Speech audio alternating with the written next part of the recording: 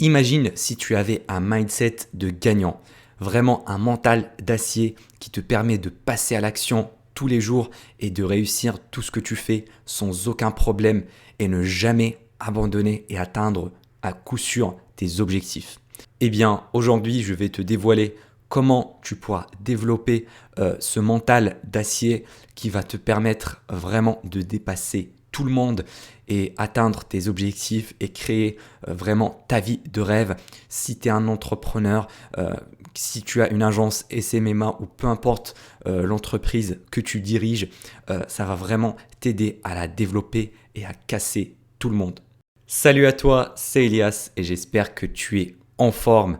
Alors aujourd'hui, je vais te parler de comment développer un mindset de gagnant et je vais vraiment te donner quelques points qui m'ont permis, moi, en tant qu'entrepreneur, de développer mon agence SMMA et vraiment atteindre mes objectifs et même les dépasser parce que je sais que le mindset, on a des fois quelques petits préjugés dessus. Voilà, tu connais la loi de l'attraction. Il faut imaginer que tu es riche, comme ça tu deviendras riche.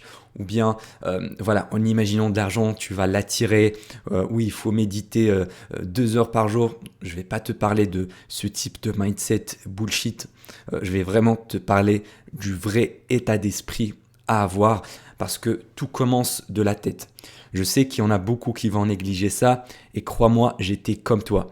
J'ai négligé le mindset, je me disais, ouais, ça va être juste la pratique, donne-moi les informations et je passerai à l'action. Mais la plupart du temps, quand je reçois les informations, j'arrive pas à les appliquer concrètement dans mes journées parce que j'avais un mental cassé. J'avais vraiment un mauvais mindset, j'abandonnais beaucoup trop vite, j'étais pas persévérant. Et c'est en changeant mon mindset que j'ai pu vraiment atteindre mes objectifs parce que le cerveau, ton état d'esprit, il contrôle ton corps et ton corps contrôle tes actions. Donc tout commence de ton cerveau, tout est vraiment dans la tête. C'est comme si tu fais par exemple de la muscu, tu soulèves des poids. Si tu te dis que vraiment la 10e rep, ça va être la dernière, et ben ton corps automatiquement va s'arrêter à la 10e, même si tu as encore la force de faire 12 reps, 13 reps, 20 reps. Donc vraiment, il faut casser ces barrières limitantes. Et je vais te donner quelques points. Donc on va commencer avec le premier. Ça va être déjà tes attentes. Il faut avoir des attentes réalistes. Je ne sais pas si tu as une entreprise, si tu as une agence par exemple, mais si tu commences un business avec des attentes qui sont juste énormes. Par exemple, la semaine prochaine, je vais atteindre 10 000 euros par mois. Ou bien, je vais gagner 15 000 euros le prochain mois. Ça, c'est des attentes qui sont irréalistes, d'accord? Parce que après un mois, quand tu ne seras pas à 15 000, 20 000 euros, tu vas te dire, ouais, putain, ça marche pas, je suis une merde, le business en ligne, c'est une arnaque. Alors que en ayant des attentes qui sont plus réalistes, tu vas pouvoir les atteindre et vraiment être satisfait de ça. Parce que si tu restes sur YouTube, si tu regardes beaucoup de vidéos de motivation, beaucoup de vidéos d'entrepreneurs qui ont 17 ans et qui sont tous des millionnaires, et ben, dans ton cerveau, tu vas avoir une décorrélation avec la réalité. Tu vas avoir des attentes énormes. Tu vas croire qu'en lançant une boutique de dropshipping, tu vas être millionnaire la semaine prochaine et la semaine d'après, tu vas déménager à Dubaï dans un penthouse avec une piscine. Non, ça ne marche pas comme ça. La plupart de ceux qui te montrent ça, c'est juste des vendeurs de rêves pour te vendre une formation de merde ou un truc du genre. Ou même si c'est réaliste, eh ben, ça ne leur a pas pris un temps si court. Vraiment, ils essaient de te montrer que c'est facile, mais c'est loin de la réalité, d'accord? Donc, premièrement, fixe-toi des objectifs réalistes et aie des attentes qui sont vraiment réalistes et réalisables, ok? T'as pas besoin d'imaginer que tu deviendras millionnaire la semaine prochaine, ok? Surtout lorsque tu es dans les réseaux sociaux, moi je te conseillerais vraiment de quitter les réseaux sociaux. Moi par exemple, je vais plus sur TikTok, je vais plus sur Instagram, je regarde plus ce genre de vidéos YouTube putaclic avec un montage de fou, avec parce que ça se crée de la dopamine dans ton cerveau et ça va vraiment t'empêcher par la suite d'atteindre tes objectifs. Deuxième point, ne te compare jamais aux autres. Je sais que c'est motivant des fois de regarder, par exemple, un jeune qui a 16 ans, qui est devenu millionnaire, mais ne compare pas ta situation à sa situation à lui, parce que on est totalement différents. Par exemple, je te prends le SMMA. Moi, ça m'a pris un mois pour signer mon premier client, alors que je me comparais à d'autres personnes qui ont signé leur premier client dès la première semaine. Et du coup, ça m'a fait décourager un petit peu au début. Et je vois beaucoup qui se comparent aux autres. Par exemple, quelqu'un qui a atteint 10 000 euros par mois en 2 semaines avec son agence ou avec son business, quand tu le regardes, tu te dis, ouais, moi aussi, je serais capable de le faire, moi aussi, je vais faire pareil. Mais quand tu vas passer à l'action et que tu n'y arriveras pas, tu vas te sentir vraiment découragé, tu vas être dégoûté. Pourquoi? Parce que tu t'es comparé à l'autre. Alors, il se peut que l'autre personne qui a eu ces résultats-là, elle ait un réseau d'entrepreneurs, donc c'était beaucoup plus facile pour lui d'avoir des clients. Peut-être elle avait déjà de l'expérience dans la vente. Tu connais pas sa situation. Il pourrait avoir des avantages comparés à toi. Donc, il faut jamais te comparer aux autres. Compare-toi à toi-même. Ok, tu te dis par exemple, la semaine dernière, j'ai eu tant de rendez-vous, donc j'ai progressé dans mon business. La semaine prochaine, je vais avoir tant de rendez-vous. Comme ça, je vais progresser, je vais continuer à m'améliorer tous les jours. C'est ça la clé du succès. Ne commence pas à trop regarder ce que font les autres. Concentre-toi sur toi-même. D'accord? Troisième point, être patient. En fait, ça va prendre du temps d'avoir des résultats. En fait, dans l'entrepreneuriat, c'est pas du tout linéaire comme ce qu'on pourrait l'imaginer, mais c'est plutôt exponentiel. Donc, au début, tu fais des efforts et tu as zéro résultat. Vraiment que dalle. Mais il faut persévérer, il faut continuer cette traversée du désert jusqu'à avoir ton premier client. Par exemple, quand tu vas signer ton premier client, et ben après le deuxième, le troisième, ça va aller sous format exponentiel.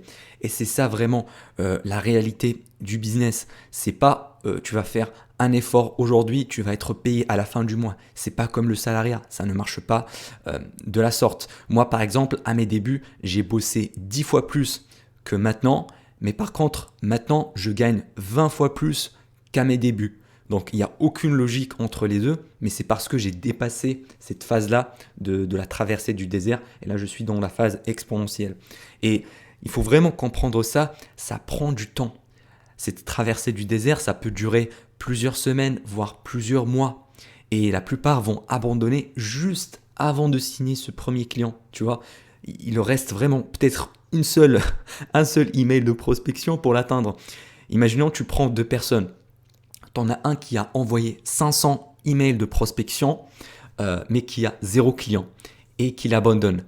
Et la deuxième personne, elle est persévérante, elle envoie le 500 premier email, donc juste un seul email de plus, et qu'elle signe son premier client avec ça. Donc, tu as vu la différence entre les deux? Tu en as un qui a pu dépasser cette phase-là de la traversée du désert juste en faisant une seule action, juste en prospectant une seule entreprise de plus.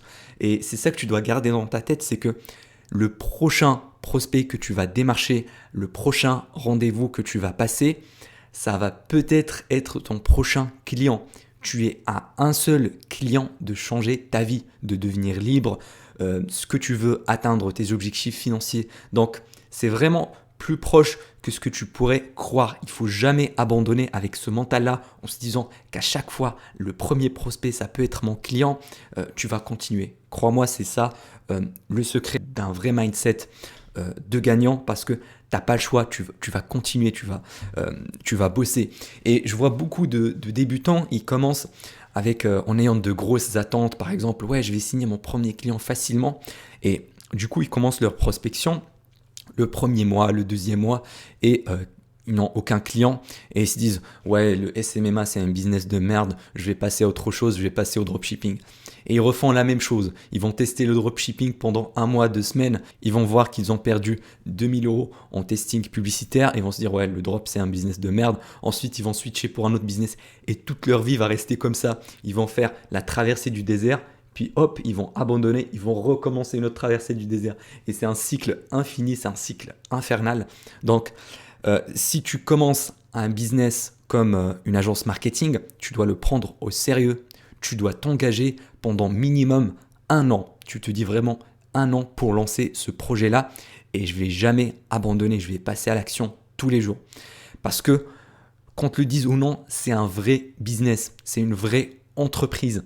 C'est pas parce que c'est un business en ligne que c'est juste un jeu vidéo et qu'on gagne de l'argent facilement. Non, ça n'a rien à voir. C'est une vraie entreprise. Tu as des vrais clients qui te payent du vrai argent avec des vrais membres d'équipe. Voilà, si tu délègues des tâches, tu vas avoir des vraies personnes qui vont travailler pour toi. Donc, c'est un vrai écosystème.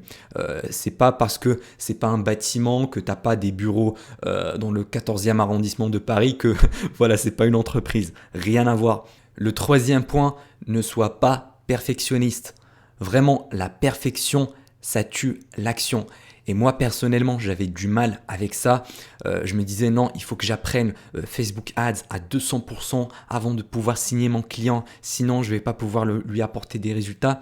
Alors que je pouvais directement signer mon premier client, voilà, juste en ayant quelques bases et lancer les pubs et avoir des résultats derrière. Voilà, pas besoin de compliquer les choses. Tu les gardes très très simples et ne sois pas du genre à vouloir faire toutes les choses parfaitement. Regarde-moi par exemple, cette chaîne YouTube, quand je l'ai lancée, je voulais faire des vidéos parfaites, etc. Mais au bout d'un moment, je me suis dit, vas-y, je m'en fous, je m'en bats les couilles, je vais faire des vidéos simples. Comme tu l'as remarqué, des fois je bégaye, des fois je perds mes mots parce que j'ai aucun script. Je parle, je réfléchis et je parle en même temps. Mais c'est pas grave, mes vidéos ne sont pas parfaites. Regarde, la lumière est pourrie, le son est pourri peut-être aussi, je sais pas. Mais c'est pas parfait. Mes vidéos, elles sont loin d'être parfaites, mais l'important c'est que je passe à l'action. L'important c'est que je fais des vidéos YouTube et je balance. Là, en ce moment-là, je balance une vidéo par jour pour t'apporter de la valeur. C'est pas parfait, mais ça fait le job, ça fait le travail. L'important, c'est le fond, c'est pas la forme. Donc, si tu es quelqu'un de trop perfectionniste, tu vas jamais réussir dans le business parce que il faut passer vite à l'action. Tu vois, entre le moment où tu réfléchis et le moment du passage à l'action, ça doit être le plus court possible. D'accord ? Pas besoin d'être parfait à 100%. L'important, c'est que tu fasses ton travail, c'est que tu avances et la perfection va venir avec le temps. Par exemple, moi, au début, j'étais pas très à l'aise devant la caméra. Là, aujourd'hui, à force de répéter, à force de faire des vidéos, je suis de plus en plus détendu, de plus en plus naturel. Donc, c'est pareil pour tous les aspects de ta vie, pour ton business, c'est la même chose. Maintenant, le dernier point, et c'est vraiment la chose qui va changer ta vie complètement, c'est sacrifier le plaisir court terme pour du bonheur et de la progression long terme. Qu'est-ce que je veux dire par là ? Eh bien, au lieu de faire des actions quotidiennes comme la plupart des gens, aller en boîte, manger des pizzas, regarder Netflix, ces petites actions qui sécrètent de la dopamine, qui te font un petit plaisir court terme, eh bien en faisant ça, tu vas rater tes objectifs long terme. J'aime bien la citation qui dit « Si tu ne sacrifies pas pour réaliser tes rêves, ce sont tes rêves qui deviendront des sacrifices. » Et ça résume tout. Parce que si tu n'es pas prêt à sacrifier ces petits plaisirs, à sortir en boîte, à perdre du temps sur les réseaux sociaux, sur Instagram, sur TikTok, si tu n'es pas prêt à enlever ça pour bosser sur ton business, pour passer à l'action, eh bien, tu vas jamais atteindre tes objectifs. Et quand tu auras 80 ans sur ton lit de mort, tu vas avoir d'énormes regrets de ne pas avoir passé à l'action. Parce que vraiment, les regrets, c'est la pire chose dans la vie parce que c'est irréversible. Une fois qu'une journée est passée, c'est fini. Tu peux jamais la récupérer. Tu peux pas revenir en arrière pour changer telle ou telle chose. C'est impossible. Donc, je préfère que tu passes à l'action aujourd'hui, que tu oublies ces petits plaisirs de merde. Tu laisses ces conneries-là pour les gens médiocres, pour les esclaves du système salarial. Voilà, ils se font plaisir toute leur vie sans jamais accomplir leurs rêves parce qu'ils vont juste rester dans leur imagination. Ils n'ont pas le courage de passer à l'action, ils n'ont pas le courage de sacrifier ces petites choses-là. Et honnêtement, c'est vrai quand on dit plaisir, moi à mon avis je le vois pas comme ça parce que imaginons tu bouffes une glace, c'est un petit plaisir qui dure, allez 10 minutes, 20 minutes, mais après ça va foirer ta santé. Et quand tu vas prendre du poids, quand tu vas être plus gros, plus grassouillé, ça va être de la peine sur le long terme. Tu vas te sentir comme une merde pendant très très longtemps, juste pour un petit plaisir qui dure 5 minutes. Donc c'est pas un échange qui est vraiment juste. Moi je préfère sacrifier aujourd'hui pour vivre ma vie de rêve. Quand j'aurai 25 ans, 30 ans, je serai millionnaire et je pourrai voyager quand je veux, sortir avec qui je veux. Donc c'est ça vraiment mon objectif long terme. Et pour l'atteindre, il faut que je donne le meilleur de moi-même et que j'arrête de procrastiner. Donc j'ai enlevé tous les plaisirs. Bien sûr, tu pourras garder une petite partie vraiment de 10%, mais il faut toujours garder le plaisir après l'effort. D'accord? Et ne fais jamais l'inverse.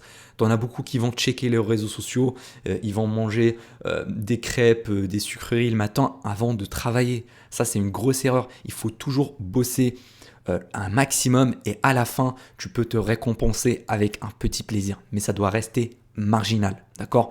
Comme ça, tu vas progresser sur le long terme. Et crois-moi, le bonheur que tu vas gagner en progressant sur toi-même, en progressant sur ton business, a beaucoup plus de valeur que ces petits shots de dopamine, que ces petits plaisirs vraiment qui vont juste sécréter cette hormone-là dans ton cerveau parce que tu vas être satisfait pendant quelques minutes, mais tu vas le regretter pendant des années. Et c'est vraiment ces petits choix au quotidien que tu fais qui vont faire une grosse différence sur le long terme. Parce que imaginons que tu prends deux personnes qui prennent vraiment des décisions qui sont mauvaises et l'autre qui prend des bonnes décisions. Au début de la courbe, ils vont progresser comme ça, c'est quasiment pareil. Mais petit à petit, la courbe va commencer à s'écarter. Et tu en as un qui va aller vers le bon sens et l'autre qui va aller vers le mauvais sens. Juste à cause de ces petits choix quotidiens. Donc avant de faire n'importe quelle action, dis-toi, est-ce que ça va te rapprocher de tes objectifs ou est-ce que au contraire, ça va t'éloigner? Et tu élimines au maximum celles qui vont t'éloigner de tes objectifs. Je sais que c'est une vidéo qui fait un petit peu développement personnel, mais crois-moi, c'est grâce au développement personnel que tu vas pouvoir développer ton entreprise. C'est deux domaines qui sont vraiment très liés. On te dit toujours, ouais, il faut séparer la vie perso de la vie pro, mais ça, c'est pour les salariés. Pour que l'on soit très très clair. Parce qu'un salarié, il fait son boulot, il revient à la maison, donc il sépare les deux. Mais nous, les entrepreneurs, c'est la même chose. Notre entreprise, notre business, c'est notre mission de vie.